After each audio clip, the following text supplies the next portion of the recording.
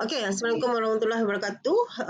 Hari ini saya akan ajar tajuk pewarisan dihybrid ataupun dwihybrid. Apakah yang dimaksudkan dengan pewarisan dwihybrid? Okey, pewarisan dwihybrid adalah pewarisan yang melibatkan dua ciri ya. Okey, dua ciri di mana setiap satu ciri dikawal oleh gen yang berlainan pada lokus yang berlainan. Apa maksud dia tu? Okey, contoh dia macam ni. Okey, kalau sebelum ni kita belajar jika ada kromosom homolog. Okey, kromosom yang berpasangan. Okey, kacukan dwihybrid ni maksud dia adalah kacukan yang dikawal oleh gen berlainan pada lokus berlainan. Mesti kena ada dua ciri. Contoh ciri ini adalah lokus untuk tinggi. Okey? Dua ciri. Satu lagi mungkin untuk rambut kerinting. Okey, nampak? So, satu lokus untuk tinggi, satu lokus untuk jenis rambut. So, dua lokus yang berbeza. Dia tak boleh tiba-tiba dekat sini lah juga kamu nak letak lokus untuk dia share. Contoh, kamu kata tak boleh, ini juga di lokus juga cikgu. Nak letak juga lokus untuk jenis rambut dekat sini. Share dua-dua tempat. Sebab lokus tu maksud dia lokasi kan. Ini salah. Pewarisan dwihybrid kata dia mesti setiap ciri dikawal oleh gen yang berlainan pada lokus yang berlainan. Untuk tinggi, gen dikawal oleh gen tinggi. Manakala untuk jenis rambut dikawal oleh gen jenis rambut. Okey, hukum Mendel kedua. Maksudnya pewarisan dwihybrid ini juga dikenali sebagai hukum Mendel kedua, iaitu hukum pengaturan bebas. Okey, kalau sebelum ni kita belajar kacukan monohybrid kita panggil hukum segregasi. Ingat tak? Di mana setiap pasangan allele boleh setiap pasangan allele boleh membentuk satu gamet sahaja. Okey, setiap pasangan allele terpisah dan hanya satu sahaja yang akan bersenyawa dengan pasangan allele yang lain. Okey, hukum pengaturan bebas pula dia menyatakan bahawa semasa pembentukan gamet, setiap ahli daripada pasangan allele boleh bergabung secara rawak dengan mana-mana ahli daripada pasangan allele yang lain. Okey, memang macam tu kan. Semasa pembentukan gamet, iaitu contohlah gamet dia adalah TK sebab dia dua ciri. Kalau sebelum ni kita buat T je kan. Okey, so setiap pasangan allele, ini yang dikatakan pasangan allele boleh bergabung secara rawak dengan mana-mana ahli daripada pasangan allele yang lain. Okey, kalau ini jantan, okey, dia boleh bergabung dengan mana-mana pasangan allele daripada betina lah. Kalau dia ada 4 gamet, mana-mana gamet lah dia boleh bersenyawa. Contohlah yang betina pun ada allele dia sepasang. Okey, itu yang dikatakan sebagai hukum pengaturan bebas. Maksudnya dia bebas secara rawak dengan mana-mana ahli daripada pasangan allele yang lain. Okey, seterusnya, apakah yang dikatakan sebagai pewarisan dwihybrid? Pewarisan dwihybrid ini adalah satu pewarisan di mana jika kita nak buat gambar rajah kacuk ataupun persenyawaan, kita perlu gunakan segi 4 punet. Kita tak boleh buat gambar rajah kacuk macam sebelum ni. Sebab apa? Pewarisan dwihybrid ni dia punya gamet ni boleh sampai 4. Itu maksimum lah gamet dia. Kalau sebelum ni kita punya gamet ada 2 je kan. So tak ada masalah lah kita nak buat gambar rajah kacuk. Tapi untuk gamet yang sampai 4 macam ni, kita nampak 1, 2, 3, 4, kita tak boleh buat gambar rajah kacuk. Okey, senang je. Pewarisan dwihybrid paling senang sebab dia menggunakan segi 4 punet. Tetapi bila kita nak buat segi 4 punet, kita kena tentukanlah dulu gamet dia. Okey, sebab ini adalah pewarisan dihybrid. Contoh untuk soalan ni dia kata fenotip induk adalah biji bulat warna kuning dikacukkan dengan biji kedut berwarna hijau. Di mana ini baka tulen kan? Kalau baka tulen, dia mesti adalah sifat dia homozygot. Okey, kalau dia dominan, huruf besar lah macam biasa. Manakala kalau dia resesif, dia mesti huruf kecil. Kita tengok petunjuk dia bagi.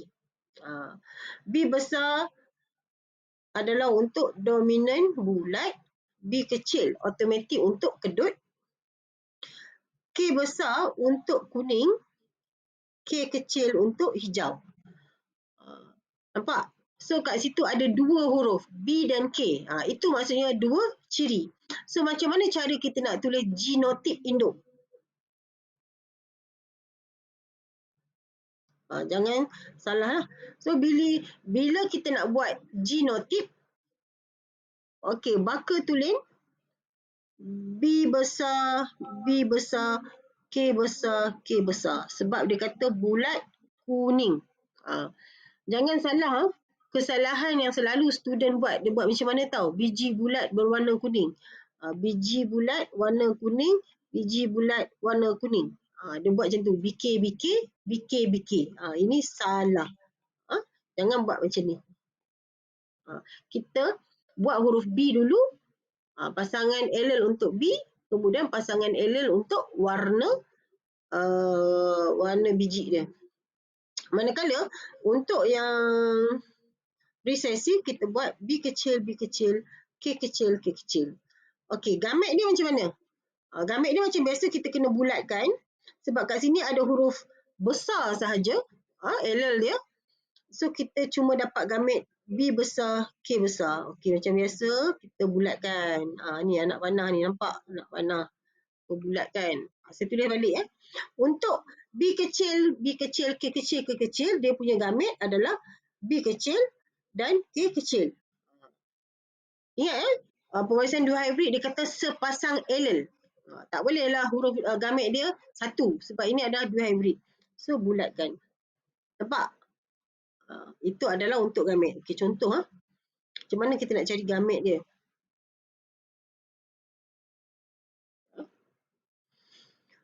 Okey, kalau genotip induk dia B besar, B besar, K besar, K besar, kita dapat gamet dia apa tadi? Okey, B besar dan K besar. Sama juga kalau genotip dia B kecil, B kecil, K kecil, K kecil. Kita dapat gamet dia B kecil, K kecil. Betul? Okey. Kita cuba tengok genotip B besar, B besar, K besar, K kecil. Ubah suai sikit. So, gamet dia apa? B besar, K besar. Okey, apa lagi gamet dia? B besar, K kecil. Ada lagi tak? Tak ada kan? Kalau macam ni dapat dua gamet. Tengok pula kalau genotip dia B besar, B kecil, K kecil, K kecil. Apa dia punya gamet? Kita dapat gamet yang B besar, K kecil. Ada lagi tak? Ada lagi ke? Tak ada kan? Ada B kecil, K kecil.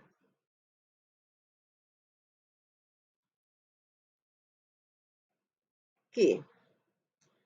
Macam mana pula kalau kita kata heterozygot? Heterozygot bagi biji kuning dan kedut. Biji kuning, biji bulat dan kuning. Heterozygot. Okey, heterozygot biji bulat, B besar, B kecil. Heterozygot bagi kuning, K besar, K kecil. So, apa gamet yang kita boleh dapat? Apa? Okey. Pertama, kita buat yang huruf depan dulu. Okey, B besar, K besar. Okey, ni gamet dia. Okey, lagi B besar, K kecil. Gamet dia. Apa lagi gamet dia? Ada B kecil, K besar,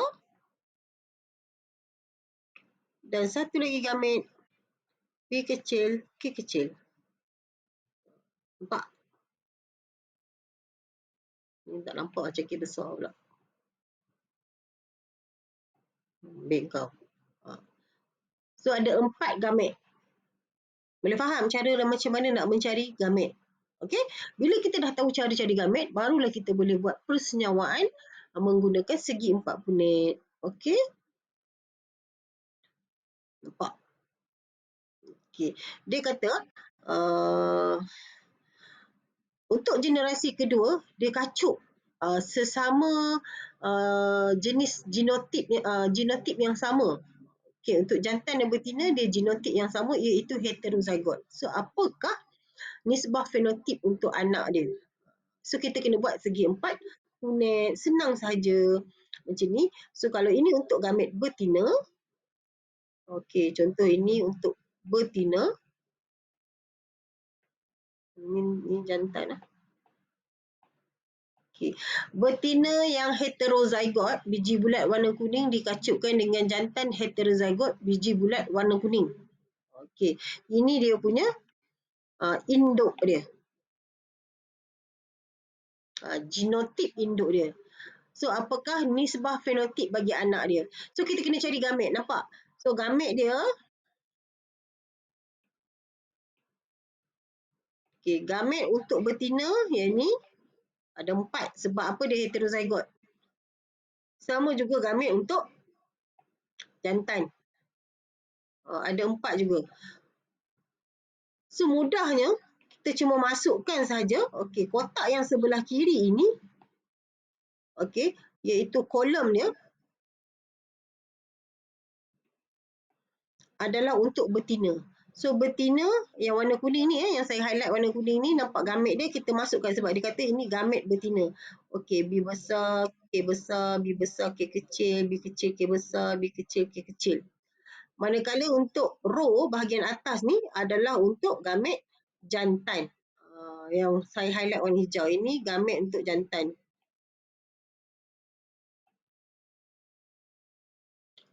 Okey, macam mana kita nak cari fenotip anak?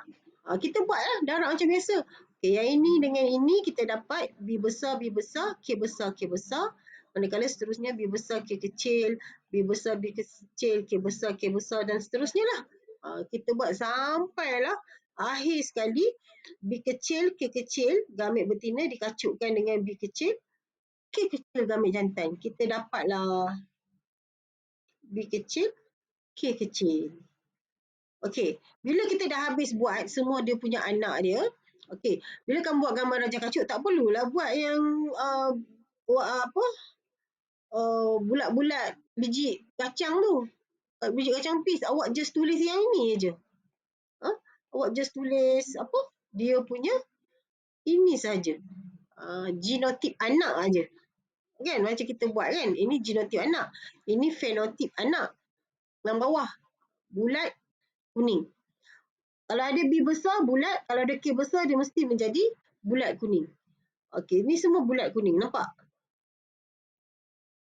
Selagi ada B besar, K besar dia dikira sebagai bulat kuning. Tiba-tiba kita tengok yang ini ya. Yang ni ada B besar, K kecil, K kecil. B besar bulat tapi K kecil hijau. Kan?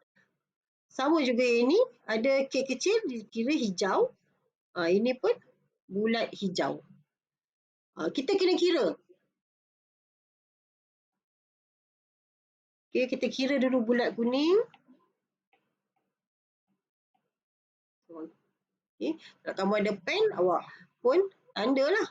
Okay, bulat kuning. 1, 2, 3, 4, 5, 6, 7, 8, 9. So, 9 biji bulat kuning. Nampak? Nisbah fenotip. Kena tulis benda lah ni. 9 biji bulat kuning. Kena tulis. Buat 9 yang sebelah sini. Bukan kat bawah ni. Right? Apa lagi? Biji bulat warna hijau. Okey, saya buat bentuk pangkah pula. Biji bulat warna hijau. 1, 2, 3. So, 3 biji bulat warna hijau. Okey, lagi. B kecil apa? Kedut. Tapi dia berwarna kuning. Kedut. B kecil kan? Okey. Tadi pangkah ni saya buat bulat. 1, 2, 3. Nampak B kecil. So dapat 3 kedut kuning dan satu lagi tertinggal sebab bentuk bintang. Iaitu 1 kedut, 1 hijau. Itu adalah nisbah fenotip. Senang je buat gambar rajah segi 4 punet. Tak perlu nak buat gambar rajah kacuk. Okey, tapi syarat dia tengoklah gamit dia ada berapa. Kalau setakat gamit satu je tak payahlah buat sampai segi 4 punet kan. Buang masa pula nak buat kotak. Kotak ni penting bila kita dapat gamit dia sampai 4 macam ni. Okey. Kita cuba tengok yang kucing ni. Dia kata kacukkan dia hybrid kan. Kucing bulu putih ekor pendek dikacukkan dengan kucing bulu coklat ekor panjang. Okey, dia sebut bulu putih dulu, ekor pendek. So bulu putih tu dia buat SS. Maksudnya warna putih itu adalah dominan. Manakala ekor pendek dia buat B kecil. So B kecil itu adalah resesif. Ekor pendek itu resesif. Warna coklat resesif kepada ekor panjang. So kita nak tengok petunjuk dia. S besar. Maksud S besar kat situ warna putih ke coklat? Putih. Bulu putih. S kecil automatik jadi bulu coklat. Ni bukan coklat ni oyen ni. Kucing oyen. Okey, B besar. B besar dekat sini. So B besar adalah ekor panjang. Manakala B kecil ekor pendek. Okey, selalu kita buat petunjuk dulu baru buat dia punya genotip kan. Ini soalan ni dia bagi kamu genotip induk. Okey, ini genotip induk. Awak kat atas. Sini. Ini genotip induk. Okey, lepas genotip induk kita nak cari apa? Gamet kan? Apakah gamet bagi kucing ini? S besar, B kecil. Betul tak? Ada lain tak? S besar, B kecil. S kecil tak ada kan? B besar pun tak ada. So, ini sahaja gamet dia. Okey, untuk gamet ni, S kecil, B besar. Ada S besar tak kat sini? Tak ada. So, tak payah tulis. Ada B kecil ke kat sini? Tak ada. Tak payah tulis. Ini sahaja dia punya gamet. Okey, so hasil kacukan dia dapat apa? Persenyawaan. Persenyawaan. Ini proses apa? Meiosis. Sebab pembentukan gamet. Persenyawaan dia tak payahlah buat segi 4 punit. Macam ni. Kita kacuk je lah. Bila kita kacuk, buatlah S besar, B kecil, S kecil, B besar. Betul ke? Salah. Sebab kena buat SS dulu, BB kemudian. So dapat anak, S besar, S kecil, genotip anak. B besar, B kecil. Ini genotip anak dia, F1. Apakah fenotip dia? S besar apa? Putih. B besar apa? Ekor panjang. Boleh? Maksud dia kucing ni macam ni lah. Putih,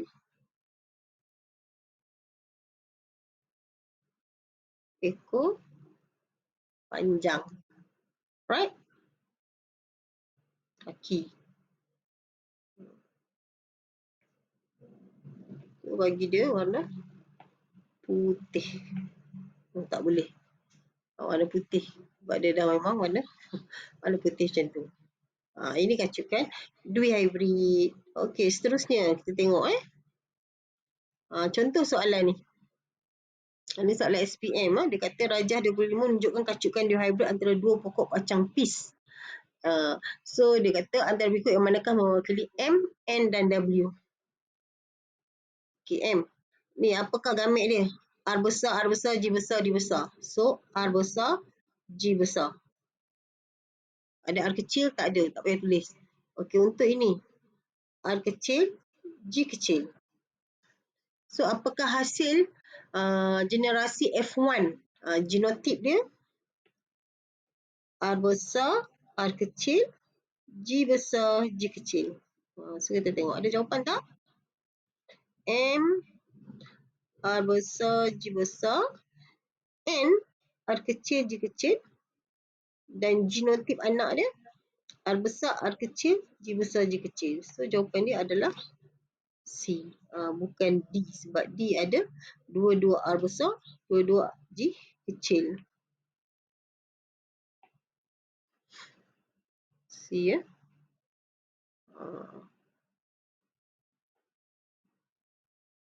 Next. SPM 2005. Rajah menunjukkan pewarisan dua trait tumbuhan kacang. Biji licin S besar adalah dominan kepada biji kedut S kecil. Ungu U besar adalah dominan kepada putih. Kita tolong tulis kat dia. S kecil, ni U kecil. Okay. Soalan dia, maksud dia kat sini dia tanya, apakah genotip bagi Q? Apakah genotip bagi Q? Tak tahu ni. Tapi dia bagi anak bagi Q licin ungu, licin putih, licin ungu, licin putih. Maksudnya semua anak dia adalah berciri licin. Licin itu adalah S besar. Manakala warna untuk bunga dia ada ungu, ada dan putih. Macam mana nak dapat anak yang berciri macam tu? Pertama, yang licin. Licin tu mesti huruf besar lah sebab semua licin kan. Tak ada satu pun yang kedut. So kita letak S besar, S besar. Okey? Kamu nak letak S besar, S kecil pun boleh. Kamu nak letak... Okey, sekejap. Kita buat S besar dulu. Okey, kat sini dia dah bagi U kecil kan. U kecil ini putih kan.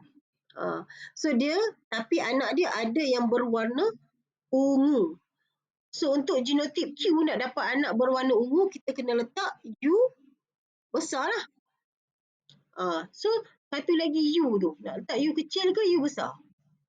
Kalau awak letak U besar, contohnya kita cuba-cuba kan, kita kena cuba-cuba.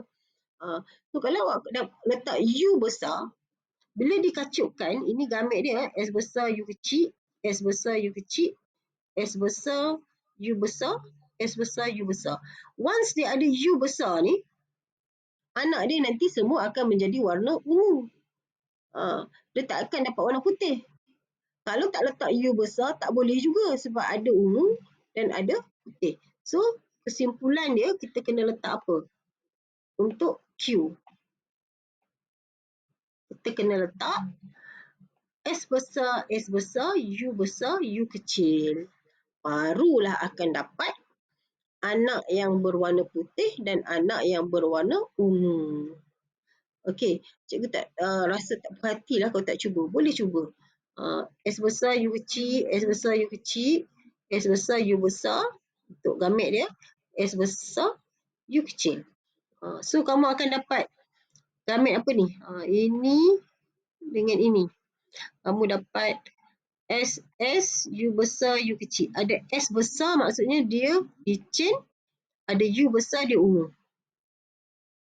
Okey, seterusnya. Yang ni dengan yang ni pula.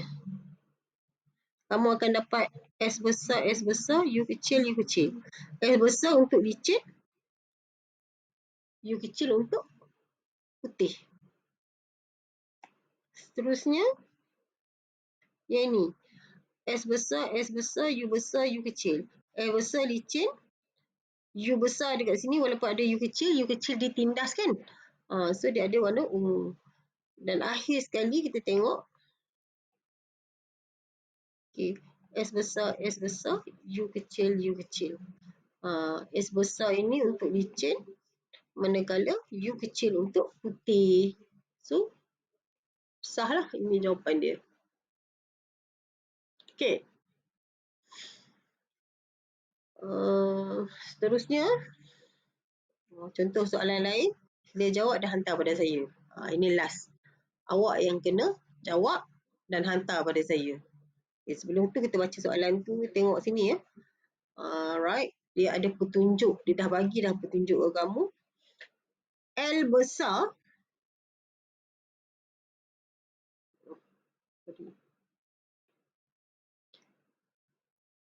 L besar, tanduk panjang. L kecil, tanduk pendek. W besar muka putih, W kecil muka hitam. So bila nak buat gambar rajah kacuk ataupun segi empat punit, kena ikut petunjuk dia. Dia dah bagi huruf L, guna L. Jangan pandai-pandai letak T untuk tanduk ataupun muka putih letak huruf P. Ikut je dia. Ni white pun. That's why dia pilih W. Okay. Macam mana cara nak buat soalan ni? Baca betul-betul soalan. Seekor kambing tulen. Okay. So, baka tulen. Kalau baka tulen, dia mesti homozygote. Okey, baka tulen ni mempunyai tanduk panjang dan muka yang putih sebagai ciri-ciri dominan. Ini adalah seekor kambing kambing jantan Apa nak label? Okey, kambing jantan ni dikacukkan dengan kambing betina yang heterozygote. Heterozygote, tanduk panjang dan muka putih. Alright, boleh nampak kat situ tak genotip dia? Fikir betul-betul.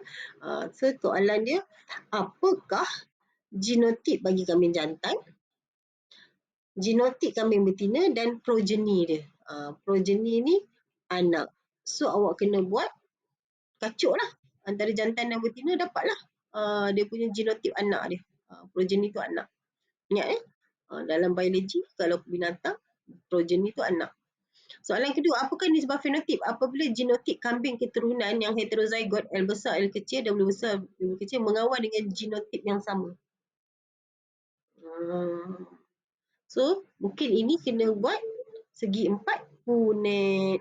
Okey, so yang ini buat atas kertas, lepas tu hantar pada saya. Kalau dah siap, kalau tak nak kita bincang minggu depan lah untuk kelas kita nanti. Okey, so saya rasa itu saja untuk kacukan dwi hybrid. So next class kita akan sambung lagi pewarisan dengan jenis darah. Kita ada pewarisan jenis terangkai seks, iaitu penyakit-penyakit genetik seperti berwarna, hemofilia dan sebagainya lah. So untuk hari ini kita belajar sampai dwi hybrid saja. Okey, itu saja. Assalamualaikum warahmatullahi wabarakatuh.